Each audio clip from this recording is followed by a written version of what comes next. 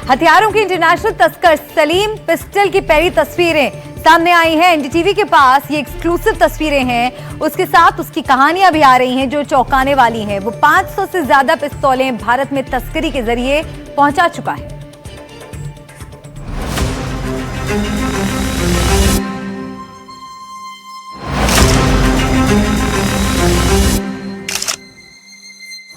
Delhi police के हत्थे चढ़ा ये शख्स हथियारों का इंटरनेशनल तस्कर सलीम पिस्टल है। इसके तार दाऊद इब्राहिम से जुड़ते हैं, इसके तार आईएसआई से जुड़ते हैं, भारत के बाहुबलियों से जुड़ते हैं। चीन, पाकिस्तान और नेपाल तक उसका जाल फैला हुआ है। ये अपने साथी के साथ मिलकर नेपाल बॉर्डर पर हथियारों की फैक्ट्री भी खोलने वाला था, लेकिन इस अगस्त नेपाल पुलिस ने उसे गिरफ्तार कर लिया।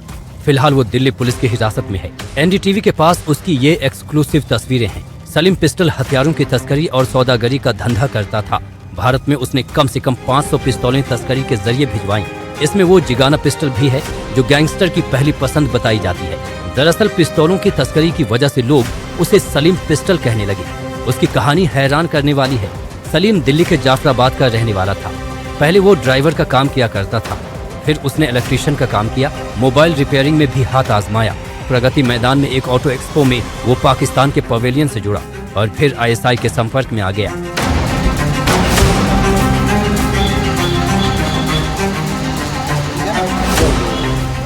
यहाँ से शुरू हुआ उसके अवैध कारोबार का सिलसिला। नकली नोटों से शुरुआत हुई और फिर हथियारों का धंधा चल पड़ा। फिर तो वो डॉन दाऊद इब्राहिम का भी मोहरा बन गया। उसके साथ हथियार तस्करी में शामिल रहा शारिक साठा फिलहाल दुबई में रह रहा है। पुलिस ने उसके खिलाफ लुकआउट सर्कुलर जारी किया हुआ है। सलीम पिस्टल और शारिक साठा मिलकर भारत नेपाल में अवैध हथियारों की एक बड़ी फैक्ट्री खोलने वाले थे, लेकिन उससे पहले ही सलीम गिरफ्तार हो गया। वैसे सलीम और उसके गैंग की करतूतें धीरे धीरे सामने आ रही हैं। सलीम बड़े बड़े गैंग्स को हथियार सप्लाई करता रहा है।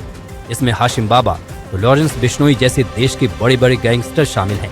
यूपी के एक बाहुबली को वो तस्करी से M5 राइफल तक पहुंचा चुका है। M5 राइफल बुलेट प्रूफ गाड़ी तक को उड़ा सकती है।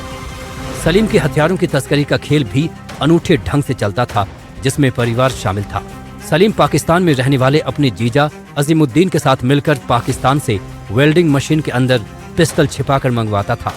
ये पैकेट एयर कार्गो से कराची, बैंकॉक, काठमांडू रूट से आते थे। वहां से वीरगंज नेपाल में साइकिल चालकों के जरिए पिस्टलें रक्सौल तक लाई जाती थीं। रक्सौल से सलीम दिल्ली बस या टैक्सी से पहुंचता था और हथियारों की सप्लाई करता था। उसने कुल लगभग 500 पिस्टलें भारत में बेची। सन 2016 से 2018 के बीच सलीम ने इस धंधे को और बड़ा किया। वो पाकिस्तान के ओरिएंट गन हाउस से PX3 और स्टार पिस्टलें मंगवाता था। उसका साथी सलीम शारिक साठा भी कम खतरनाक नहीं है। उस पर संभल के हिंसा की साजिश रचने का आरोप भी है। शारिक साठा संभल के दीपासराय इलाके का है। उसके खिलाफ 50 से ज्यादा केस दर्ज हैं। 2020 में नकली पासपोर्ट में दुबई भाग गया। उस पर हिंसा के लिए हथियार कारतूस देने के आरोप हैं। संभल हिंसा में पाक, अमेरिका, चेक गणराज्य में बने हथियार बरामद हुए थे। पुलिस के मुताबिक उसने दुबई में बैठकर स्थानीय गैंग्स के जरिए हिंसा भड़काई। उसके गैंग के गुलाम अफरोज पहले ही गिरफ्तार हो चुके हैं। पुलिस ने उसकी 2 करोड़ 31 लाख की संपत्तियां भी जब्त की हैं। शारिक साठा का नेटवर्क दिल्ली NCR से गाड़ियां चुराकर उत्तर पूर्वी राज्यों तक भेजता था। उस पर अब तक 300 से ज्यादा गाड़ियां चोरी करवाने का आरोप है। दिल्ली पुलिस ने उसके खिलाफ लुकआउट सर्कुलर जारी कर रखा है। तो सलीम अब दिल्ली पुलिस की गिरफ्त में है, जबकि शारिक दुबई में बैठा हुआ है। दिल्ली पुलिस के लिए असली चुनौती उसे वापस लाने और इस पूरे अवैध कारोबार का सार खोज निकालने की है।